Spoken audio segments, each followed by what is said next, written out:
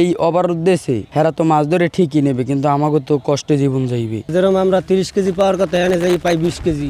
যেগুলো বেশি 35,000 টাকা আমরা খরচা গেছে প্রায় 1.5 লাখ 2 লাখ টাকা।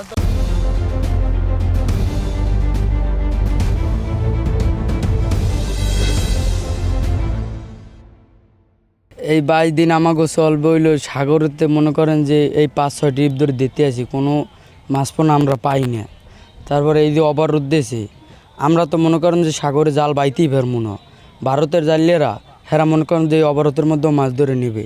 আর বড় টলিং ছোটো টলিং এরা যে কাহিনী করে গাঙ্গে বইয়ে, আমাকে জাল ধরি কিছু নাই, হেরা কাটতে মনে করেন যে ফাতা ফাতা বানাইলে হ্যাঁ যদি আমরা সিঙ্গেল দিই যে ট্রলিং একটু ঘুরেই যান দিক দিয়ে, হেরা ঘুরেই যান, হেরা 300 ফিট মনে করেন যে আবার রিটার্ন কাটতে যায় খামখেয়ালি। আর এই অবরোধ দেশে হেরা তো মাছ ধরে ঠিকই নেবে, কিন্তু আমাকে তো কষ্টে জীবন যাইবে। এই 22টা দিন কেমন চলবো আমরা বলতে পারি না। আমরা পেটের দায় এই কেমরি এখন যদি অবরোধই দিয়েছে হেরা তো ঠিকই নেবে, আমরা কি করবো বলতে পারি না।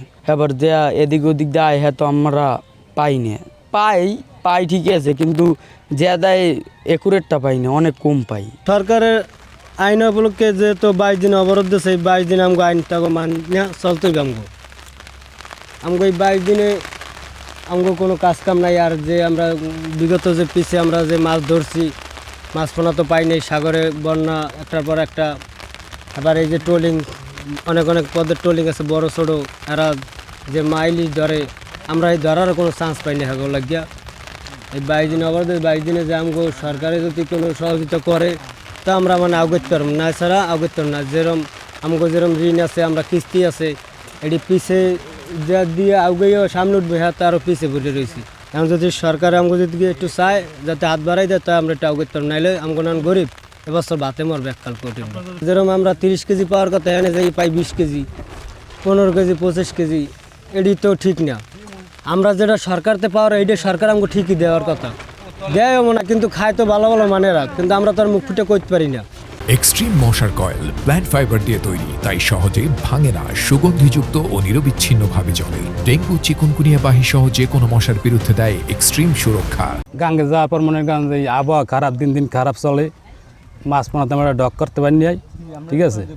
আর আপনার আনতে 22 দিনে অবরোধ, এই মানুষের কিস্তি বেদা আছে, সরকার দিচ্ছে অবরোধ, আমরা তো বহুত মানতে আছি। কিন্তু সাগরাঙ্গে যে ট্রলিং আছে না, ট্রলিং আছে, বাধা আছে, তারা তো গুড়ি গুড়ি মাছগুলো মারিয়ে লায়, ওগুলো আর কি বড়টা বাঁচছে রাখিয়া ওইটা আর তাকে আগে ফালাই দেয়, ঠিক আছে। কিন্তু এই জন্য সরকার আবেদন স্টোরিংগুলো একটু খেয়াল করে। আর আমাকে ওই জেলেদের মনে করেন যে কিস্তি বেদা আছে, মনে করেন খুব অসহায় চলতে আছে, দিনকে চলতে আছে, সেই জন্য ভালো হয় না জালিয়াগো। আর সরকার আবেদন জানা হয়েছে জানো একটু জালিয়াগো সহযোগিতা করে। টিরিবে যাই, আবার আবহাওয়া খারাপ হয়ে যায়, আবার আইয়ে পড়ি, আবার মালিকে বাজার করে দেয়, আবার যাই, গেলে আবার মাছ পোনা পাই না, আবার আইয়ে পড়ি, আবার ওই কর্দমর্দ যে মালিকে আবার দিয়ে দেয়, আবার যাই। মালিকও বা করবে কি, আমাকে অনেক শর্টে আছে। লেখাপড়া তো এর উপরেই তো নির্ভর। আমাদের আয় বাণিজ্য ভালো হলে তো পোলাপানের লেখাপড়া অত ভালো পড়াইতে পারি, মাস্টার দিয়ে লেখা পড়াইতে পারি, খরচাপাতি দিতে পারি। তো অনেক কষ্ট হইতেছে। এখন আমরা এই 4-5 দিনের গিয়ে হাঁটতে আসছি, হারিয়ে দিয়ে আবার এই আমরা রেস্টে যাবো, রেস্টে যাই আবার ফিরি, আবার 22 দিন পর আবার নামবো। আমাদের সংসার চাষা এই পর্যন্ত বলতে পারি বর্তমানে চাউল নাই করে, এটুকু আমি জানি। আর এটা যদি সরকার যদি আমাদের জরুরিভাবে যদি চাউল কটা দিতে আমাকে একটু উপকার হইতো। আমরা তো কিস্তি বাধা তো আছি চাষা, সাগর দিয়ে আইছি আমরা, একটাটাও আমরা খরচা গেছে 50 থেকে 1.5 লাখ 2 লাখ টাকা খরচা গেছে। আমরা বেশি কত 35,000 টাকা বেশি। আমাদের কোম্পানি সহ আমরা ঘাটতি না, আমি কোম্পানি যে 500 টাকা চামু তাও চাইতে গেলে হাটে চামু কেমন তারা, আমরা তো সবই তো আমাদের লস। আমরা কীভাবে চলবো, চলার তো কোনো নেই, রাস্তা নেই। আমাকে যদি সরকার যদি একটু আমাকে সাহায্য সহযোগিতা করতে, তবে এদিকে আমাকে সার্থকতা হবে।